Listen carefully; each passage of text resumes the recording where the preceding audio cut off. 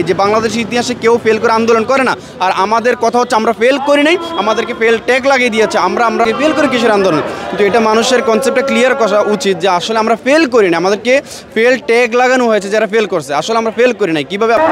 আমরা এখানে যারা আছি অনেকে আমরা পাবলিক ইউনিভার্সিটি থেকে অনার্স মাস্টার শেষ করে এসেছি। আমরা শুধু আমাদের এই সনদের মাত্রা দেখতে চাই। এনটিআরসি কোনো চাকরি দিচ্ছে না, বাট আমরা আমাদের সনদটা কেন পাবো না? আমাদের দাবি একটাই, আমাদের শুধু সনদটা দেবে। তো 1 থেকে 13তম পর্যন্ত কোনো ভাই ছিল না, ভাইবা নেওয়ার কোনো পদ্ধতিই ছিল না, শুধু প্রিলিয়ার রিটেন ছিল।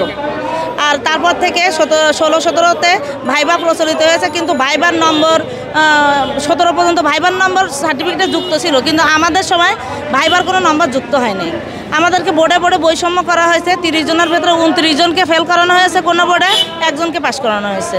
আবার কোনো বোর্ডে 30 জনের ভেতরে 27 জনকে পাস করানো হয়েছে, 3 জনকে ফেল করানো হয়েছে।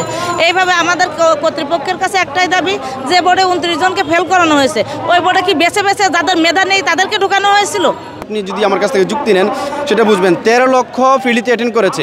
এই 13 লক্ষ স্টুডেন্টদের সাথে প্রতিযোগিতা করে মাত্র 8 লক্ষ উত্তীর্ণ হয়েছে ফ্রিলিতে। এই 8 লক্ষ আবার রিটেনে অ্যাটেন্ড করেছে। এই 8 লক্ষ থেকে মাত্র 83,000 উত্তীর্ণ হয়েছে রিটেনে। তো আমাদের এনটিআরসি থেকে জানানো হয়েছে প্রায় 1 লক্ষের উপরে পদ খালি আছে। তো সেই জায়গায় 83,000কেও যদি নিয়োগ দিয়ে দেয়, তারপরও প্রায় 20,000-এর উপরে পদ খালি থাকে। তো For more updates, follow us on Facebook. Subscribe our YouTube channel. Get the latest update on www.daily-sun.com.